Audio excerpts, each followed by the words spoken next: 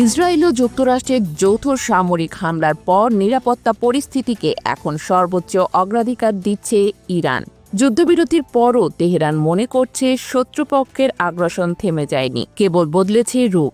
এমন বাস্তবতায় ইরানের পাশে দৃঢ়ভাবে দাঁড়িয়েছে প্রযুক্তির পরাশক্তি চীন।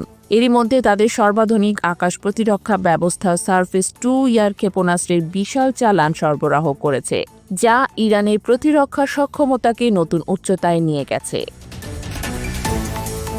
বিভিন্ন সূত্রে বরাতে মিডল ইস্ট আই জানিয়েছে, 24শে জুন যুদ্ধবিরতি কার্যকর হওয়ার পরই চীনের SAM সিস্টেমের HQ-9 বা HQ-16 এর এসব ব্যাটারি ইরানে পৌঁছেছে। যুদ্ধ কবলিত আকাশ প্রতিরক্ষা ঢাল আরও শক্তিশালীভাবে গড়তেই এই সরঞ্জাম হস্তান্তর হয়েছে। একাধিক আরব গোয়েন্দা কর্মকর্তা জানিয়েছেন, ইরান তাদের বিমান প্রতিরক্ষা ব্যবস্থা ব্যাপকভাবে উন্নত করতে তীব্র গতিতে কাজ করছে এবং যুক্তরাষ্ট্রকেও এ বিষয়ে অবহিত রাখা হয়েছে। জানা গেছে, HQ-9 এর সর্বোচ্চ পাল্লা প্রায় 300 কিলোমিটার। এর ফলে এখন ইরানের আকাশসীমার 300 কিলোমিটারের মধ্যে প্রবেশ করলেই ধ্বংসের মুখে পড়বে যে কোনো যুদ্ধবিমান, ড্রোন বা ক্রুজ মিসাইল। চীন বর্তমানে ইরানি তেলের সবচেয়ে বড় ক্রেতা। মার্কিন নিষেধাজ্ঞা সত্ত্বেও তৃতীয় দেশের মাধ্যমে তারা নিয়মিত ইরানি তেল আমদানি চালিয়ে যাচ্ছে।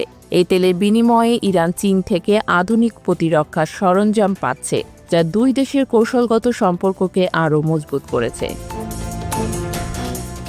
বিশ্লেষকরা বলছেন, চীনের এই সহায়তা মধ্যপ্রাচ্যের শক্তির ভারসাম্যে বড় ধরনের পরিবর্তন আনবে। ইরানের প্রতিরক্ষা ব্যবস্থায় এরই মধ্যে রয়েছে রাশিয়ার S-300 সিস্টেম ও দেশীয় উন্নত প্রযুক্তির খোরদাদ ও বাবার 373 ক্ষেপণাস্ত্র সহ আরও কিছু দীর্ঘপাল্লার ভূমি থেকে আকাশ ক্ষেপণাস্ত্র। যদিও এসব সিস্টেম মার্কিন স্টিলথ F-35 বিমান প্রতিরোধে সীমাবদ্ধতা রয়েছে, তবে চীনা HQ-9 এর মতো অত্যাধুনিক SAM সিস্টেম সংযোজনের ফলে শুধু ইসরায়েলি যুদ্ধবিমান নয়, আমেরিকার স্টেলথ F-35 জেটও ইরানের আকাশে প্রবেশ করতে এখন 10 বার ভাববে।